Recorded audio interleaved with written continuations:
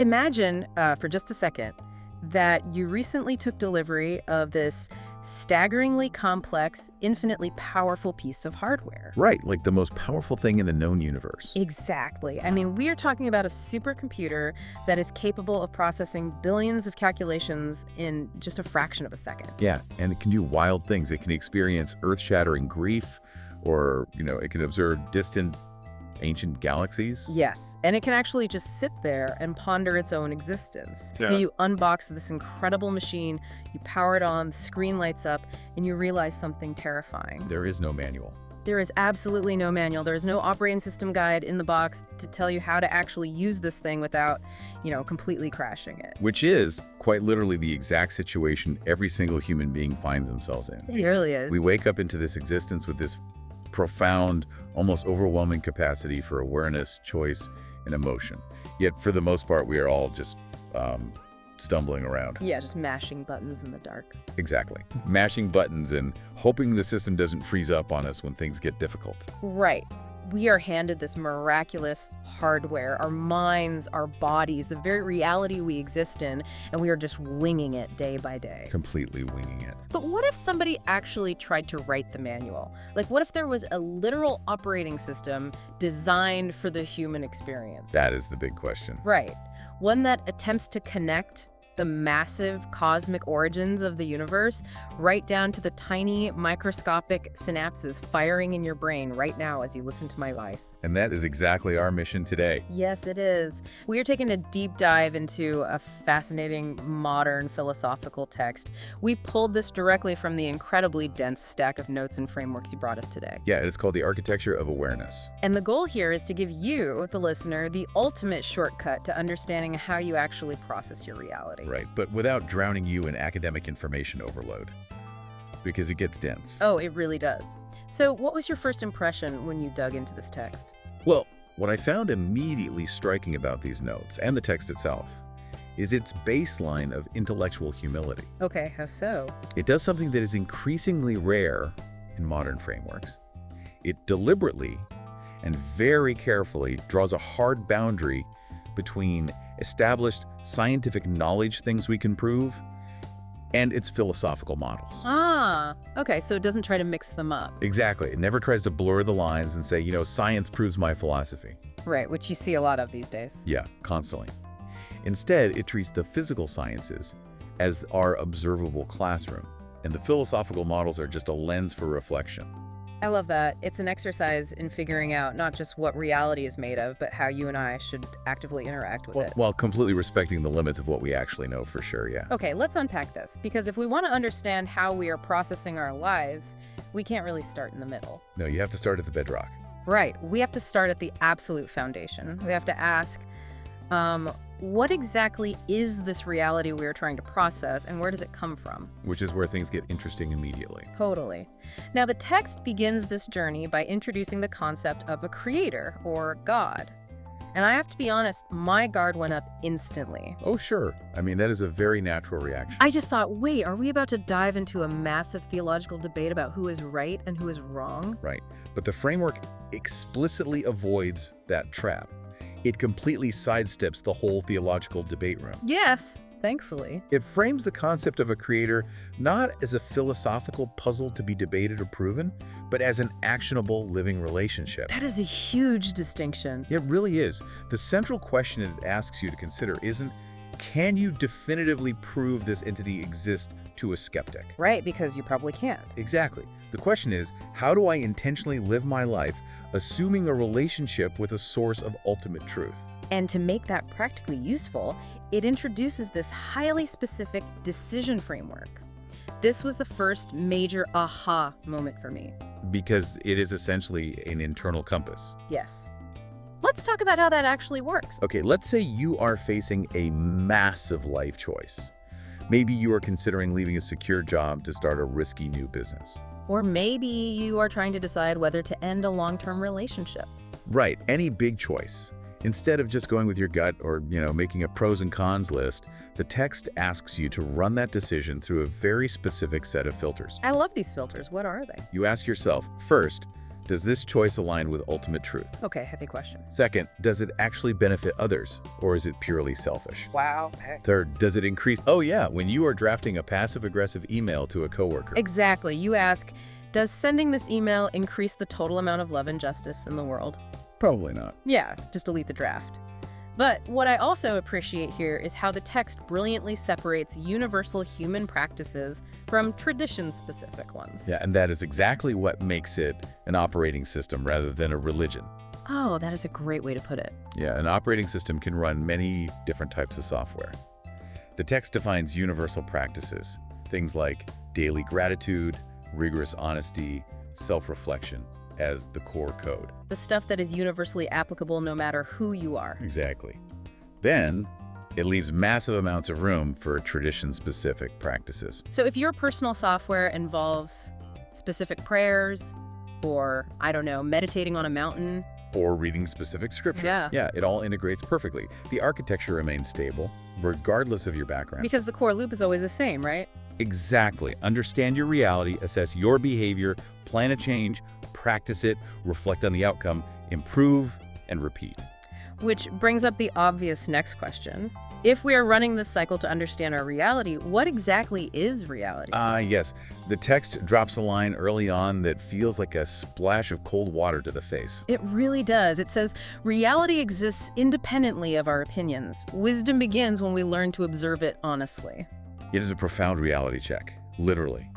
Because we often live in an illusion that our perception of the world is the world. Yes. The framework shatters that by dividing reality into 4 very distinct but deeply interconnected layers. Okay, walk us through the layers. The foundational layers is physical reality. Yeah. This is undeniable matter, energy, your biology, gravity. Time ticking forward. Exactly. So if I drop a glass, it breaks.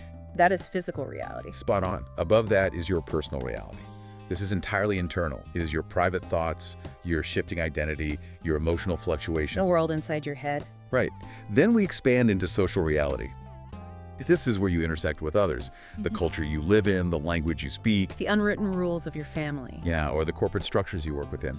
And finally, encompassing all of this is spiritual reality. Which deals with the big stuff. Exactly. The ultimate purpose, the search for meaning, the tug of your conscience, your highest values. And what is wild to realize is that you, right now, listening to this, are moving through all 4 of those layers simultaneously. Of every single second of every day. But here's where the text points out a massive, catastrophic bug in our default human programming. And it hit me so hard because I do this constantly. Oh, we all do. It is our tendency to confuse objective facts with our own subjective interpretations. Yes, we constantly confuse the actual reality with the story we are telling ourselves about it. This is perhaps the single biggest source of unnecessary suffering in the human experience. Conflating the event with the narrative. Let me give you an embarrassingly real example. Please do. Let's say reality, the objective physical fact is that a friend of mine didn't reply to my text message for 8 hours. Okay, very common scenario. Right. Now, if a scientist were observing this, the only data point is message sent at 2 p.m., no response by 10 p.m. That is physical reality. Just the raw facts. Exactly. But what happens in my personal reality? I immediately start writing a script. I invent a story. My friend is ignoring me. They're probably mad about that joke I made last week. Or actually, they have always secretly disliked me and I am a terrible, unlovable friend. Right, and within 20 minutes, your heart rate is elevated. I am feeling defensive and I am ready to just end the friendship over nothing. The text calls this separating facts from interpretations, and it is brutally hard to do. Why is it so hard? Because your brain is a meaning-making machine. It hates a vacuum. If there is no data to explain why the friend didn't text back, your personal reality will manufacture data to fill the void. And it usually uses your deepest insecurities as the building blocks. Exactly. What is fascinating here is how the text provides a tool to combat this. It introduces the reality dashboard and the scorecard. Okay, I have to admit, when I first read about a scorecard for my life, I felt a massive wave of exhaustion. It sounds incredibly corporate, right? Like you're doing a performance review on your soul. Completely. I read this and thought, isn't this just paralyzing? If I have to constantly assess every single decision, every text message, every stray thought against this massive reality framework, It sounds like a full-time job. it does. I barely have time to make dinner, let alone manage a spiritual dashboard and check it against universal truth every day. And if you tried to install the entire operating system and run every program on day one, your system would absolutely crash. Right, you would be paralyzed by the friction. But the text explicitly anticipates this. It warns heavily against overwhelm. It doesn't ask for perfection. It asks for trends. Trends over perfection. Right. It wants to know the trajectory of the line on the graph, not a single data point.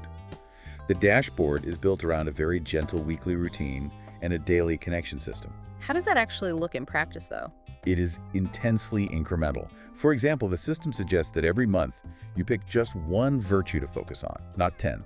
One. Okay, that feels manageable. Let's say you realize you have been incredibly reactive with your kids lately, so you choose patience. For the next 30 days, you don't worry about completely overhauling your diet, your career, and your social life. You just focus on the one thing. You just quietly observe, practice, and reflect on patience. And the daily routine to support this is minimal. What does the daily routine look like? It is a cycle of waking up with a moment of gratitude, setting one clear intention for the day, doing your work, trying to be of service in some small way, and then, crucially, an evening reflection. And that evening reflection isn't a guilt trip, right? Not at all. It is just asking a few grounding questions. What did I actually do well today? Where did I fall short of my intention? And what is the most important question? What reality must I simply accept today? Did I fail to separate a fact from a story today? Acknowledging it is the win. I love that. Acknowledging it is the win. It is about building a trend line of self-awareness, millimeter by millimeter. Okay, so if we can establish this baseline, if we can accept that an objective, layered reality exists outside of our personal stories, and we commit to slowly aligning with it, how does that reality actually communicate with us? That is the big pivot. Right, because the universe isn't speaking English. How are we absorbing the data of the universe? Which brings us to a beautiful exploration of universal information. The text defines information in a way that strips away all the digital baggage we usually associate with the word. It defines information simply as patterns that reduce uncertainty. Yes. I had to read that line 3 times. Patterns that reduce uncertainty. Think about it. A random scattering of rocks on the ground is just noise, right? It is high uncertainty. Right. But if those rocks are arranged in the shape of an array pointing north, that is a pattern. It has reduced your uncertainty about which way to walk. That pattern is information. Exactly. A tree ring contains information about the climate centuries ago. A strand of DNA contains information about how to build a human eye. Reality is constantly, endlessly broadcasting information. But as human beings, we only observe a microscopic fraction of it. Exactly. And to help us visualize how we process that tiny fraction, the text introduces something called the information pyramid. I love this model. It is a fantastic mental model. It finally made the difference between knowing something and being wise-click for me. Think of it like building a house. At the very foundation, you have reality. Reality produces data. And data is just a massive, unorganized pile of raw bricks dumped on an empty lot. Yes, it is the friend not texting back, just a raw brick. Exactly. Then you step up a level to information. This is where you sort the bricks. You put the red ones here, the gray ones there. You organize them by size. You are creating patterns. Okay, then what? The next level up is knowledge. This is where you take those organized bricks and you actually mix mortar and build a strong, structurally sound wall. You understand how the bricks connect. But a wall on its own doesn't do much. Right. So you move up to understanding. This is the architectural blueprint. It is recognizing how all 4 walls need to connect to hold up a roof and keep the rain out. You see the system. But at the very peak of the pyramid is wisdom. And wisdom is looking at the entire completed house, understanding the path of the sun, and knowing exactly where to place the windows in those walls to let the light in at the right time of day. That is a phenomenal way to visualize it. Data is the bricks. Wisdom is the light. I love that. And the text argues that the ultimate goal of moving up this pyramid isn't just to sit in an armchair and feel smart. The peak of the pyramid demands purposeful action. Wisdom without action is just data hoarding. Exactly. But where is all this ultimate wisdom stored? The text introduces a concept here that made me pause. It talks about the Akashic records. Right, which can sound a bit out there. Yeah, I have heard this term in some pretty esoteric circles. If I am a skeptical listener right now, I am thinking, wait, Are we talking about a mystical, invisible library floating in the clouds? It is a very fair pushback, and the text is meticulously careful here. It frames the Akashic records strictly as a conceptual model. So not a literal physical place you astral project to. No, not at all. It asks you to envision a theoretical repository of all possible relationships, all mathematical truths, all physical laws, and all historical events. The sum total of every pattern that has ever existed or could exist. Exactly. The argument is that humanity, through science, philosophy, art, and lived experience, is continually trying to access and download from this infinite conceptual library. To expand our collective knowledge and understanding. Right, so it is more like the mathematical certainty of the universe. The laws of gravity were in the Akashic records long before Isaac Newton observed an apple falling. He just downloaded the understanding of it. The information was always there, waiting in the architecture of reality.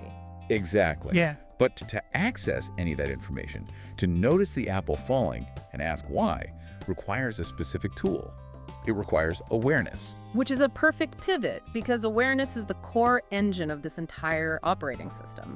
The text makes a razor-sharp distinction here. Awareness is not just being awake. Right. My dog is awake. Exactly.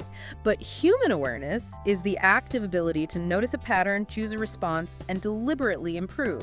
And just like reality is layered, awareness is layered. 7 layers, to be exact. Let's ground this in a real scenario so it doesn't just sound like a list of buzzwords. Good idea. Imagine you are sitting in a meeting at work, and your boss suddenly heavily criticizes a project you spent weeks on. Let's trace your awareness through the 7 layers in real time. Okay, let's do it. Walk us through. Layer 1 is sensory awareness. This is purely physical. You hear the tone of your boss's voice, you see their facial expression, you feel the temperature in the room. Okay, basic input. Layer 2 is mental awareness. This is your immediate cognitive reaction. Your brain thinks, they think my work is terrible. I am going to get fired. We are already building the story. Exactly. Layer 3 is emotional awareness. Yeah. Your chest gets tight, you feel a flush of shame, and then a spike of defensive anger. Now, if you stop at layer 3, you are going to lash out and yell at your boss. Absolutely. But if you have layer 4, social awareness, you realize, wait, I am in a room with 5 other colleagues. If I scream, I look unhinged and I damage my professional reputation. So social awareness acts as a brake pedal. Yes. Layer 5 is self-awareness. This is where you look inward and ask, why does this criticism hurt so much? Oh, it is because my identity is too wrapped up in this job and I have a deep fear of failure. Wow, that is deep. Then layer 6 is systems awareness. You zoom out and you think, my boss is under immense pressure from the board right now. Budgets were just cut. Yeah. This criticism might actually be a symptom of a larger systemic stress, not just about my specific slide deck. Zooming out to the systems level changes the entire threat level of the room. Completely. And finally, layer 7, transcendent awareness. This is the highest altitude. In the grand scheme of my life's purpose, does this meeting define my worth as a human being? No. How can I use this uncomfortable moment to practice patience and grow my character? Tracing it like that is incredible because it shows how quickly we can get trapped in the bottom 3 layers: sensory, mental, emotional, and just live our entire lives as reactive animals. It is so easy to get stuck there. Here is where it gets really interesting for me. To help us climb those layers, the text introduces the concept of the 2 selves. Ah, yes. The experiencing self and the observing self. Right. There is the experiencing self who is down in the trenches, feeling the flush of anger, living in the immediate heat of the moment. And then there is the observing self. The observer is the part of your mind that can step back, hover above the situation, and watch the experiencing self react. The observer is the one who says, "Look at how tense your shoulders are right now. Why are you breathing so shallowly?" Exactly. The observer creates a critical gap of space between a stimulus, like the boss's criticism, and your response. But, and the text is very clear about this, the observer is not perfect because our awareness is never pure. It is a vital caveat. We have what the text calls awareness filters. You and I never, ever experience objective reality directly. Never. Never. Everything you perceive is being aggressively filtered through your specific cultural background, your native language, your personal values, your expectations, and critically, your past traumas. Going back to the text message example, if I have a past trauma involving sudden abandonment, my awareness filter is physically wired to interpret silence as a massive threat. Exactly. My filter takes a neutral brick of data and paints it bright, alarming red. And the goal of this operating system is not to magically remove all your filters. Yeah. That is biologically and psychologically impossible. You need filters to make sense of the world. So what is the goal? The goal is simply to become aware that they exist. To acknowledge, I had a blind spot here. I am looking at this situation through a lens of past betrayal. Just knowing the filter is there reduces its control over you. But we have to talk about the physical limitation here, which the text calls awareness bandwidth. I think this is the most relatable concept in the entire manual. It really hits home. Just like your home internet connection, your brain only has so much processing power at any given millisecond. Right. If you are downloading a massive 4K movie, your internet will struggle to load a simple web page. Similarly, if your mind is currently processing a severe emotional crisis, chronic physical pain, or sheer exhaustion, your awareness bandwidth dramatically narrows. You literally do not have the cognitive processing power to access systems or transcendent awareness. Exactly. You are forced down into the lower reactive layers just to survive. So if you are sleep deprived and stressed and someone cuts you off in traffic, you literally cannot access the higher level thought of, perhaps they are rushing to the hospital. Your bandwidth is too narrow. You only have enough processing power for, this person is a threat, honk the horn. Precisely. This is why the text emphasizes that resting, reflecting, and healing aren't luxuries. They are maintenance requirements to expand your bandwidth so you can accurately perceive reality. Okay, so we have all this information flowing from reality. We have our layers of awareness trying to notice it. We have our filters distorting it, and our bandwidth limiting it. Right. But noticing a bunch of fragmented data isn't the same as truly experiencing life. What happens when all these different streams of awareness actually collide together inside us? This is where we hit a major conceptual pivot in the text. We move from just noticing things to the actual integration of experience. The synthesizer. Yes. The text tackles consciousness. And it makes a beautiful, clarifying distinction. Awareness opens the door, but consciousness lives in the room. I love that. Awareness opens the door, consciousness lives in the room. Awareness is the act of noticing the individual streams. The smell of the coffee, the sound of the traffic, the memory of yesterday, the anxiety about tomorrow. But consciousness is the unified, singular experience of being alive right now. It's the synthesizer. To explain how this synthesis happens, the text builds a conceptual workspace it calls the awareness plane. Yes. And it is important to note, this isn't a physical lobe in your brain that a surgeon could point to. It is a philosophical model of your mind. I picture it like a massive audio mixing board in a recording studio. A mixing board is the perfect analogy. You have all these different audio tracks streaming in simultaneously. Track 1 is your sensory perception. Track 2 is a memory triggered by a smell. Track 3 is a baseline emotional anxiety. Track 4 is your ego and identity. Right. The awareness plane is the master channel where all those separate tracks are mixed together in real time into the single song that you call this exact moment. And this model brilliantly explains the root of almost all human conflict by distinguishing between the universal awareness plane and the personal awareness plane. Okay, break that down. The universal plane is all the possible tracks that exist, but your personal plane is the incredibly limited mix you are currently listening to. Let's play this out.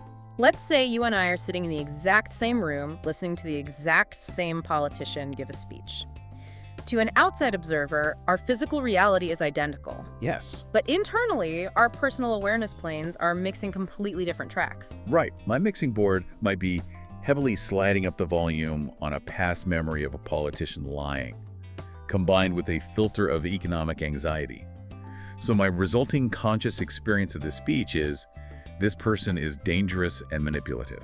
While my mixing board might have the volume turned way up on a track of optimism, combined with a cultural filter that aligns with the speaker's tone. Right. So my conscious experience of the exact same sound waves is, this person is inspiring and trustworthy. We are in the same room, but we are experiencing two totally different realities because our synthesizers are mixing different data. And depending on how well we manage that mixing board, we operate at different levels of conscious engagement. There are 4 specific modes, right? Yes. The lowest is reactive. This is autopilot. Your filters and impulses are running the mixing board without your permission. This is snapping at your spouse because you had a bad day at work. Exactly. The next level up is reflective. This is where the observing self wakes up. You still feel the impulse to snap, but you pause and notice it. You reflect on the track before playing it loudly. Okay, and the third level? The third level is intentional. This is where you actively adjust the mixing board to align with your deepest values, regardless of the immediate sensory input. Taking a deep breath and speaking kindly, even though you are exhausted. Yes. And the highest level is integrative. This is rare air.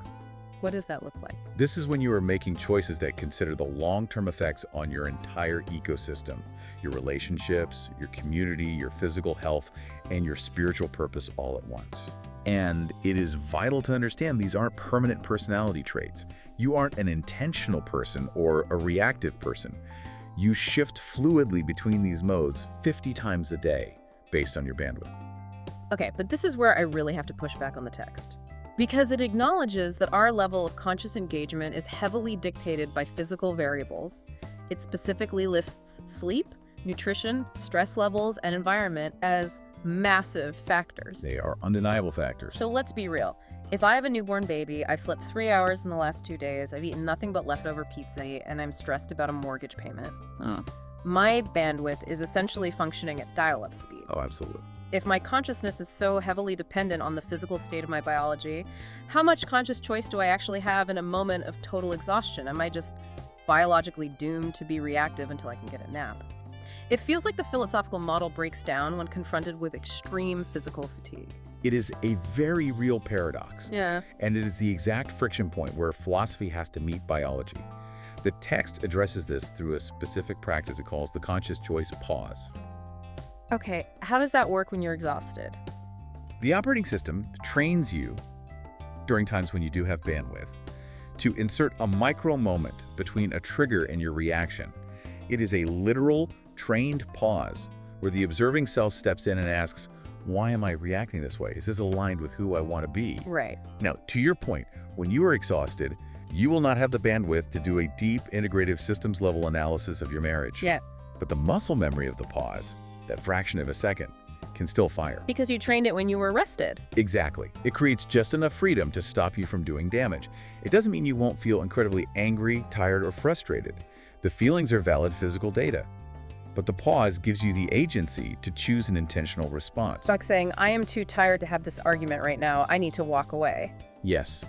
Rather than a reactive one like screaming, agency isn't the absence of fatigue. Agency is the ability to choose your response despite the fatigue. It is building a circuit breaker. So even when the power surges, the house doesn't burn down. That is a perfect analogy. All right, so far we've been entirely inside the mind. We've built the internal conceptual architecture, reality, information, filters, the awareness plane, and conscious choice. But we don't live in a void. We walk around in a physical universe. We do. And this is where the text makes a massive pivot. It maps all this internal architecture onto the physical stage of space and time. We enter section 4, the physical stage. And here, the text exercises that strict discipline we mentioned at the beginning. Right. It draws a very clear line. Right. It proposes a fascinating philosophical model. The idea that universal information generates quantum relationships, and the geometry of those quantum relationships is what actually creates the fabric of space and time. Okay, pause. I need to explain. I'm 5 on that, because the idea that information creates space and time is a massive concept to just drop in a paragraph. Let's break it down. In theoretical physics right now, there is a serious pursuit to understand if space-time isn't fundamental, but rather emergent. Emergence. Imagine a video game. The space your character walks through and the time it takes to walk across the map don't actually exist inside the computer as a physical box. What exists is code, information. Right, ones and zeros. That information calculates relationships between variables, and those calculations generate the experience of space and time on your screen. The text proposes that reality might work similarly. Information and relationships are fundamental. Space and time are the projected arena where those relationships play out. That is wild. But, and this is crucial, the text explicitly states this is a philosophical extrapolation. It acknowledges that while physics is exploring quantum entanglement and emergent space-time, it is not yet established scientific fact. It asks you to hold this idea with humility. I love how it frames the purpose of space and time, though. It views them as a learning environment. Let's use a theatrical stage as an analogy. Okay, let's hear it. Space provides the wooden floorboards, the set design, the physical distance between the actors. If all the actors were crammed into a single infinitesimally small point, they couldn't relate to one another. Space provides the room for relationship. I like that. And time, on the other hand, provides the script moving forward. If everything happens simultaneously in a single instant, there would be no cause and effect, no memory, no character growth. You need time to experience consequence. Exactly. So the universe is the stage, And our conscious experiences are the actors performing the play, learning from the consequences of their actions over distances. And the classroom for this play is the observable universe. The text explores the staggering hierarchy of scale we exist within, from the subatomic quantum foam up to atoms, building into complex cells, forming human civilizations, and spiraling all the way up to galaxies. It introduces the principle of observable humility. What is that? This is the grounding reminder that the universe we can see through our telescopes and microscopes is merely the portion of reality we have the current capacity to investigate. It is likely not all of reality, but it is the classroom we are responsible for. And to navigate this cosmic classroom without getting completely overwhelmed, the text gives us a practical tool, the three-lens observation method. It argues that whenever you're looking at a situation in reality, you will fail if you only use one perspective. You have to look through three lenses. First is the scientific lens. This is objective. What do the observable facts, the data, and the evidence actually show? No emotion, just metrics. Just the bricks. Right. Second is the human lens. This is subjective. How are actual people experiencing, feeling, and interpreting this situation? Because human emotion, even if based on a flawed story, is still a real force you have to deal with. And the third? Third is the systems lens. This is the macro view. How does this specific situation fit into the larger interconnected network of causes and consequences? The text uses an example for the systems lens that I thought was a masterclass in interconnectedness. It uses a simple cup of morning coffee. It is brilliant because it takes something mundane and expands it to the cosmic. Right. If you look at a cup of coffee through the scientific lens, it is just hot water extracting compounds from a roasted seed. If you look at it through the human lens, it is the comforting ritual that helps you wake up. It is a chat with a barista. But the systems lens. But if you put on the systems lens, suddenly that ceramic mug connects you to the entire architecture of reality. The water connects you to global weather patterns and municipal infrastructure. The beans connect you to the mineral composition of volcanic soil in Ethiopia or Colombia. That soil connects to the energy of the sun. Exactly. The roasting and shipping connect you to global economic trade, fossil fuels, and the labor of thousands of human beings you will never meet. Your simple Tuesday morning routine is entirely dependent on a massive, delicate, interconnected cosmic system functioning perfectly. And that realization is designed to evoke a cosmic perspective. The ability to mentally zoom all the way out to the Milky Way, see the vastness of the system, and then zoom all the way back down into the DNA in your own coffee-drinking hand. So what does this all mean for the listener? Because honestly, zooming out to the Milky Way usually just gives people an existential crisis. Yeah, people tend to feel a bit small. How does this framework prevent you from looking at the scale of the universe and just concluding, I am a meaningless speck of dust on a rock hurtling through a cold, dead void. Nothing I do matters. It actively combats nihilism by proving that you are not an accident outside of the system. You are an integral, required part of it. Okay, tell me more. Which brings us to Section 5, the rules of the game. We look at the absolute fundamental physical laws. Gravity, electromagnetism, the strong and weak nuclear forces, the Higgs field giving particles mass. The text doesn't treat these as dry equations for physicists. How does it treat them? It frames them as the deeply stable, reliable patterns that make your existence and your consciousness possible. Without the strong nuclear force, the atoms in your body instantly fly apart into radiation. Exactly. Without electromagnetism, the synapses in your brain can't fire, meaning you can't have a thought. You are not a random speck of dust. You are the universe expressing itself in a highly organized, localized, conscious form. You are what the universe looks like when it wakes up and starts looking at itself. That is beautifully put. And I absolutely love what the text calls the universal principles engine. It takes these hard, cold, physical laws and translates them into practical metaphors for living a good life. Yes. Gravity isn't just mass attracting mass. It becomes a metaphor for the deep commitments, relationships, and responsibilities that keep you grounded so you don't float away into narcissistic isolation. And equilibrium in physics, the balance of forces, becomes the model for the emotional and mental balance required for your health. It maps the rules of the cosmos onto your daily behavior. And it tracks how those physical laws give rise to matter, energy, and life. It explores the hierarchy of complexity. Elementary particles don't just bounce around randomly. They cooperate to form stable atoms. Atoms cooperate, sharing electrons to form complex molecules. Molecules organize into living cells. Cells cooperate to form organs, which form you, which form human civilization. Every single level of this hierarchy depends entirely for its survival on the successful cooperation of the level beneath it. And what makes living systems uniquely different from just a rock? 3 things. Living systems have the ability to organize themselves. They actively harvest and use energy from their environment, and they adapt to changing information. Speaking of information, the text frames DNA as a biological information system. This completely blew my mind. Connects right back to the beginning. It connects the physical, squishy biology of our bodies straight back to the conceptual, universal information we talked about earlier. DNA is literally the universe storing the pattern of how to build a human in a physical molecule. But the text also brings up the terrifying counterforce to all this organization: entropy. The second law of thermodynamics. Right. The undeniable physical law that all closed systems will naturally decline into chaos, disorder, and decay unless energy is actively applied to maintain them. If you don't clean your house, it gets messy. If you don't maintain a bridge, it collapses. If you don't put effort into a relationship, it fades. Entropy is constantly pulling everything toward disorder. Always. So my question is, how does the life stewardship engine that the text proposes actively fight entropy on a random Tuesday afternoon when you are just exhausted, burnt out, and trying to get through the workday? How do you fight the fundamental decay of the universe when you barely have the energy to make dinner? If we connect this back to the bigger picture, fighting entropy always requires energy.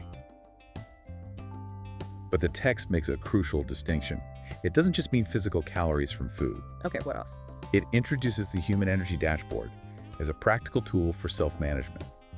To fight personal entropy, to keep your life from falling into disorder, you have to track and manage 5 distinct forms of energy. What are they? Physical, mental, emotional, spiritual, and creative. They are all connected, right? Intimately. Let's say you are eating perfectly and sleeping 8 hours, so the physical energy is high. But you are trapped in a deeply toxic, manipulative relationship that is draining your emotional energy to 0.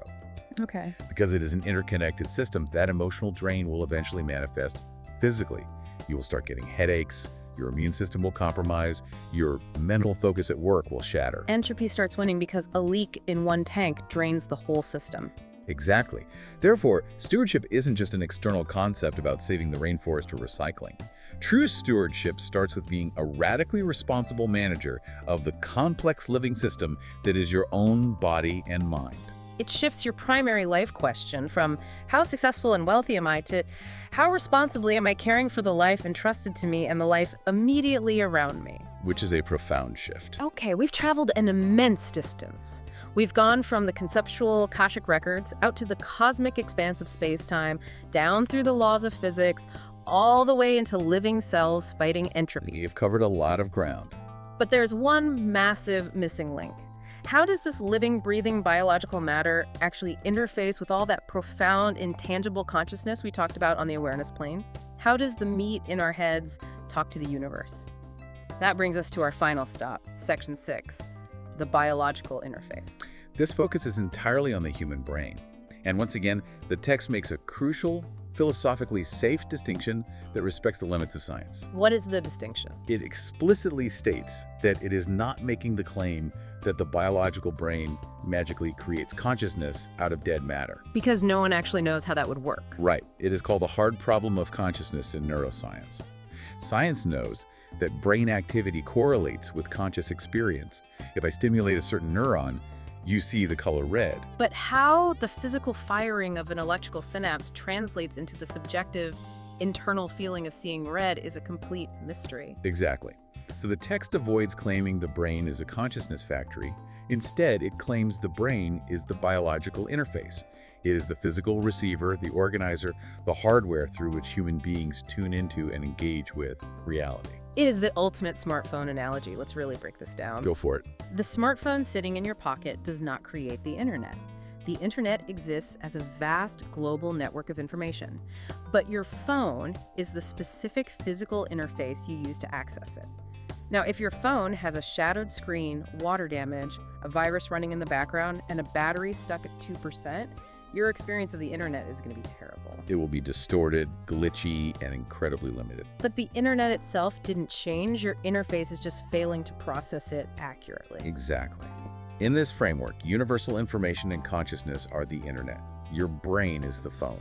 If you are chronically sleep deprived, if you are poisoning your body with terrible nutrition, if you are flooding your system with the cortisol of chronic stress, you are literally cracking the screen of your biological interface. Taking care of your brain isn't just about trying to live longer or look good. It is a fundamental moral responsibility to ensure you are accurately receiving and perceiving reality. If your interface is broken, your reality is broken. That is spot on. The flow of this interface is continuous and cyclical. It goes from the environment into your physical senses, processed by the brain hardware, which creates a perception, which you assign meaning to, which leads to a choice, resulting in an action, which creates an experience, which is encoded as memory, which then informs all your future decisions. It is an endless loop. To help you manage the software running on this hardware, the text introduces the cognitive architecture engine, which focuses on 6 capacities you can actively train: attention, memory, reasoning, creativity, emotional regulation, and metacognition. Metacognition being the ability to think about your own thinking, the observing self. Exactly. And the most beautiful part of this is that the scientific validation for all this philosophical training is neuroplasticity. The fact that the brain can literally rewire itself. Yes. Neuroplasticity proves that repeated, intentional actions, thoughts, and focus literally, physically reshape the neural pathways in your brain. The hardware changes based on the software you run. When you practice that conscious choice pause we talked about earlier, you aren't just having a nice philosophical moment. No, you are physically thickening the neural connections in your prefrontal cortex and weakening the reactive pathways from your amygdala. You are physically upgrading your biological interface to be more intentional and less reactive in the future. That is incredible. But I have to push back on one of those 6 capacities: memory. Okay, what is the issue with memory? The text describes memory as an organized knowledge network designed to help us navigate the future. But human memory is messy. What happens when we intentionally choose to forget something? Or what about severe trauma, where the brain actively suppresses a horrific memory so we don't have to look at it? Is that suppression a bug in the interface, or is it a feature designed to protect us? This raises a very profound question about the ultimate purpose of the biological interface. In this framework, the brain's primary evolutionary job is immediate survival and adaptation, not maintaining a perfect, objective historical record. Okay, that makes sense. When a trauma occurs, suppressing that memory might be a deeply necessary temporary feature. It is an emergency survival mechanism designed to protect the system from being completely destroyed by an emotional load that vastly exceeds its current bandwidth. The brain essentially hides the file so you can keep walking and breathing. The long term. Long term, it becomes a devastating bug. Because that unintegrated information doesn't disappear, it just gets pushed down into the subconscious of the awareness plane. It acts exactly like a hidden background app on your phone that is constantly silently draining your battery and eating up your RAM. Yes. It invisibly narrows your daily bandwidth and severely distorts your awareness filters, making you overreact to safe situations. True cognitive architecture, the difficult work of therapy, reflection, and healing, requires you, when you finally have the bandwidth and safety, to bring that suppressed memory back to the interface screen. You have to look at it, process the emotion, extract the wisdom from the data, and integrate it into your conscious network so it finally stops silently running your life from the shadows.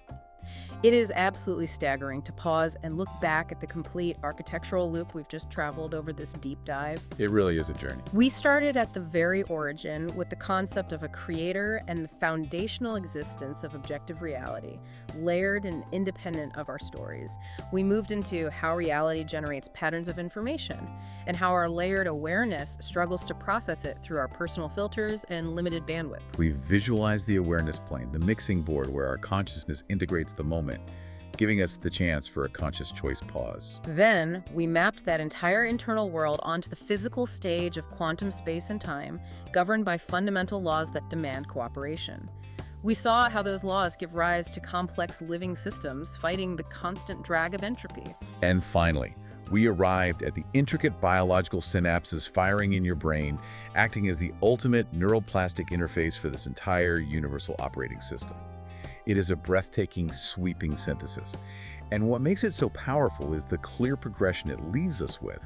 Suggest this: The universe, through its physical laws and space-time, provides the necessary conditions. Life, through evolution and biology, develops the capacity to experience it. The human brain serves as the physical interface. And through the cultivation of awareness, we are granted the profound agency to continuously refine our character, elevate our choices, and intentionally shape our contribution to the world. It is not just an abstract philosophical theory to ponder. It is a highly practical daily dashboard for intentional living. And that brings us directly back to you, the listener. We have just synthesized a massive amount of profound knowledge today. We've connected the physics of the cosmos to the reasons you get frustrated in traffic, and tied the concept of universal information to the physical health of your brain. But the entire point of exploring the architecture of awareness is that it is actionable. It is meant to be a manual. It is a set of tools designed to help you stop mashing buttons in the dark, hoping the system doesn't crash, and start intentionally writing your own code. But before we sign off, I want to leave you with one final provocative thought to mull over. Something that builds on everything we've unpacked today, but pushes it one step further.